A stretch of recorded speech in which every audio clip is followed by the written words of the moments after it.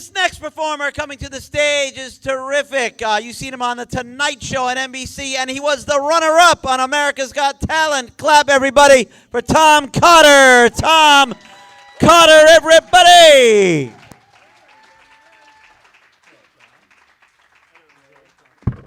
Ray Allen, everybody. There he goes right there. Ray Allen with my clean microphone. Thank you very much for clean comedy. Hi, everybody. How are you? Good to see you. I got a lot of problems. Let's get started. All right.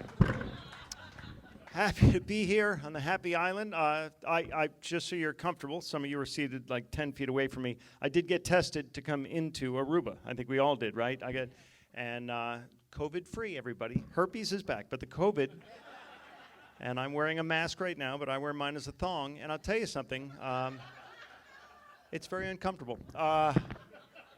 You have to wear the mask. I wore a mask to the grocery store the other day, and only a mask. And let me tell you something. Social distancing was not an issue. Everybody ran away. I had the whole place to myself. It's a weird virus. I'm not allowed to touch my own face, but my dog can lick his ass for an hour. How is that fair? That is bullshit. I don't like it. It's a respiratory ailment. I know that. So every day I wake up and I start my day with a series of deep breaths through a bong. And then I forget all about the goddamn virus and I have a good day. Recommend it. I also know one of the first symptoms is difficulty swallowing, so I think my wife's had it for 10 years. Very sad. I don't know why you're laughing. My wife might be ill, everybody.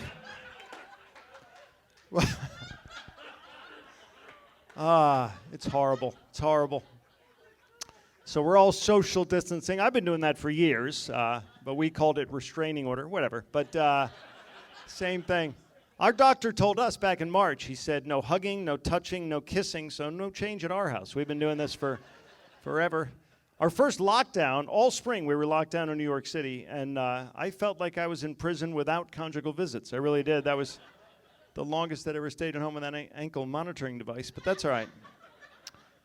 But we're emerged now. We're allowed to go out now, which is nice because Fauci says, everybody listens to Fauci, right? He's the soothsayer. First he said, wear gloves, you don't need a mask. Then he said, no, forget the gloves, you do need a mask. And he keeps screwing things up, I think, a little bit. Like he was saying, we're all in this together. Well, no, actually, we're separate. I think that's the whole point. And then he said, this will pass. Well, so will a kidney stone, but they're both going to suck. Let's be honest about that. And then he said everyone should stay at home, which I thought was mean to homeless people. So he's kind of a dick. Anyway, he is. Everybody listens to every syllable the guy utters, like he's Yoda or something, right? 6 feet apart you must stand. A mask you will wear. The Rona is strong in this one. Anyway, he's a good doctor. I don't like doctors in general. My old doctor always wanted a fresh stool sample, which was creepy because he was my dentist. But one doctor I like is he recommended marijuana to me, but that was Dr. Dre, and I don't know if that counts. So I went to see my doctor recently, and I have a shitty doctor because I have shitty health insurance because of a pre-existing condition called poverty. So I go to see this guy. And I went to see him, and tell me if I'm opening up too much, but I went to see him because one of my testicles is larger than the other two. So I walk in, excellent math, everybody. I walk in, and he examines me briefly. And first he tells me I have high blood pressure, which I took with a grain of salt. But then he suggested that when you get to be about my age, you should spend 10 or 15 minutes every once in a while feeling all around your scrotum for lumps. And he went on to say that if I ever did that again in his waiting room, he would call the police. So he got off on the wrong foot, and then he gave me a complete physical, which was intimidating, right? So I said, for the complete physical, is it customary to be naked? And he said, no, and I said, then put your goddamn clothes back on, you're creeping me out. And after the exam, he summoned me into his office, and he sat me down, and he told me that I have acute angina. And I said, it's actually a penis, but thank you very much. And I said, you have a nice tuchus, and he waived the deductible, so I win. Now, I'm worried. I'm a middle-aged man. If you're young, sometimes you're asymptomatic. You don't even know you have COVID, right? But if you're middle-aged, and I just turned 40 in 2005, so my body is not cooperating with middle age. It's hard. I haven't been sleeping with anybody, and if you can't sleep, People give you the stupidest advice, don't they? Try counting sheep. Well, I'm originally from West Virginia, so boner, that's not going to help. And, that'll help me from rolling out of bed, but still. Some people say drink warm milk. Well, who's going to let me breastfeed? Cut the shit. Anyway. I don't like middle age. I have to take pills every day now. When I was young, I never took pills, maybe a Quaalude. I never took pills, though. Now, every day, multiple pills. I have allergies now. Clap if you have allergies. Anybody have allergies? Am I the only one in the building? Yeah, a couple of you. I have to take this allergy medicine every day now called Ritalin. Are you on that? Because I'm allergic to reality. This morning, I was supposed to take a green pill, but I couldn't find one, so I took a blue and a yellow. And so far, so good. Not that blue pill, though. Let's be crystal clear about that. I don't need that one yet, knock on hard wood. I am nervous about Viagra, and I'll tell you why. My uncle died of a Viagra overdose, and my aunt took it really hard. It was sad. I don't know why you're laughing. Someone died. It was very sad. They couldn't close the casket. Very sad. So they buried him upside down. They struck oil. Happy ending. But anyway, I just don't like the way I feel now. I just don't, I don't eat well and everything. I was on a liquid diet recently, and I felt like such an idiot waiting for the Haagen-Dazs to melt. That was so stupid.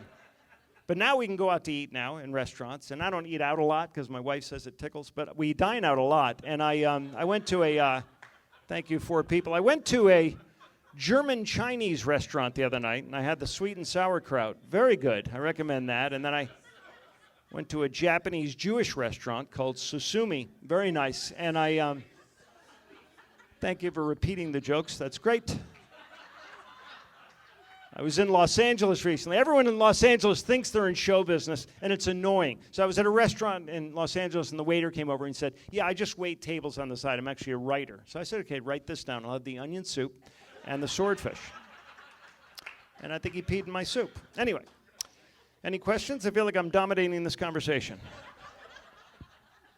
You may have noticed I do a lot of one-liners, mostly cocaine, so I talk fast. So you really have to stay on your toes like Danny DeVito at a urinal. All right, here we go. Now, sir, close your legs. I have a nut allergy, and you're kind of creeping me out there a little bit. Close them up. There you go. Good. All right. So, today was weird. I woke up this morning, and I could feel tension mounting. Tension's my dog. And that was awkward. Thank you, that side of the room. Let's pick it up over here. How about that? I feel like I had a stroke and only one side is responding. I don't know what's going on over here. Alrighty. So, I'm a good person. That was my New Year's resolution. I want to be a better person now. I do a lot of good deeds. Most of them are court-ordered, but I do them. And my brother gives half of his income to charity. That's his ex-wife's name, Charity. So, I like to give back when I can. Like some of the proceeds from tonight will go to feed the children, my children in particular. And they eat a lot. So we are breeders, the wife and I. We have spawn. We have twin boys. And people ask, oh, thank you, yeah. People ask if we use fertility drugs to have twins, and not unless you count Prozac and tequila as fertility drugs. But we like to say that we were blessed with twins because we got the child that we always wanted and one for parts. And that's nice. And I had always dreamed of having twins, but in my dreams they were the Olsen twins in a hot tub. It was different, but this is special, it really is. And I'm Irish, my wife is Lebanese, so we know they're going to grow up to be drunken terrorists. Very excited about that, and we're very excited.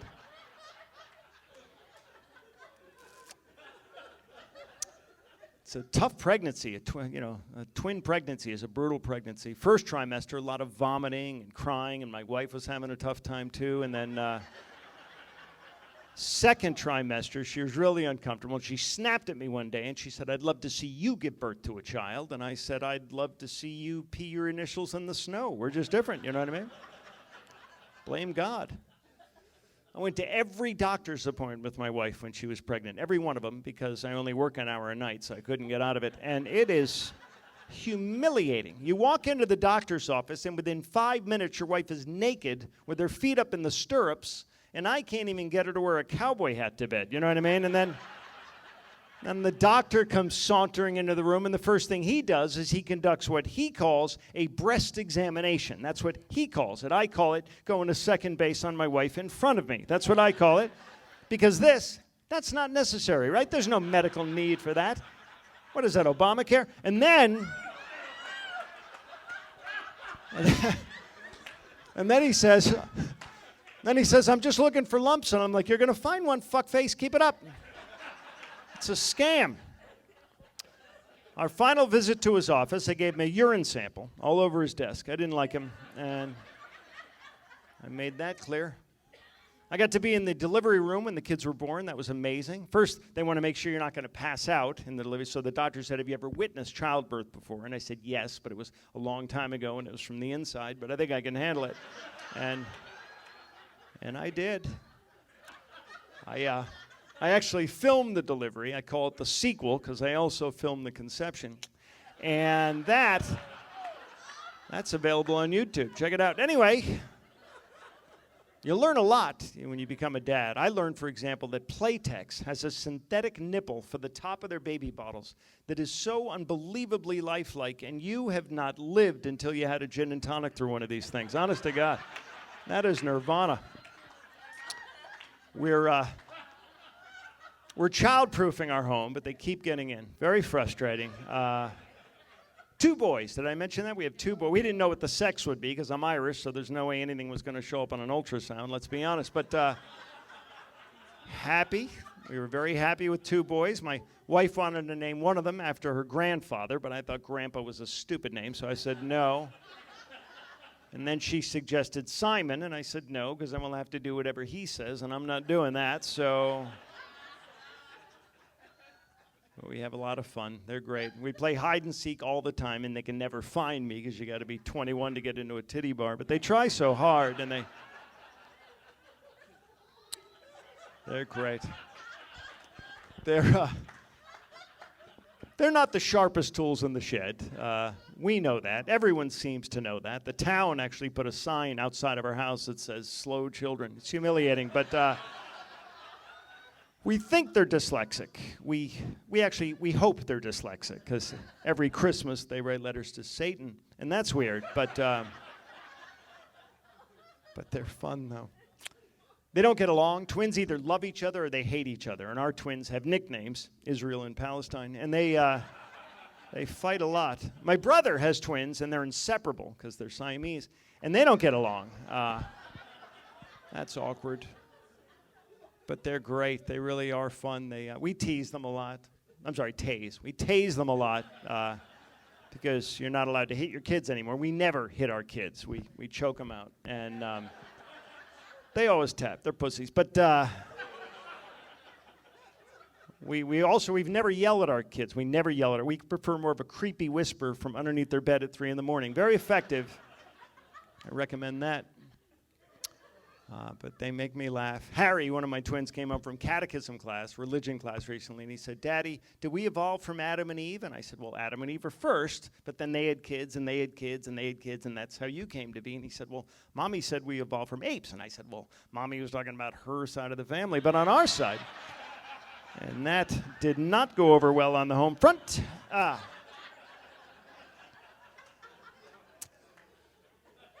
Well, any questions? I got to wrap this up soon because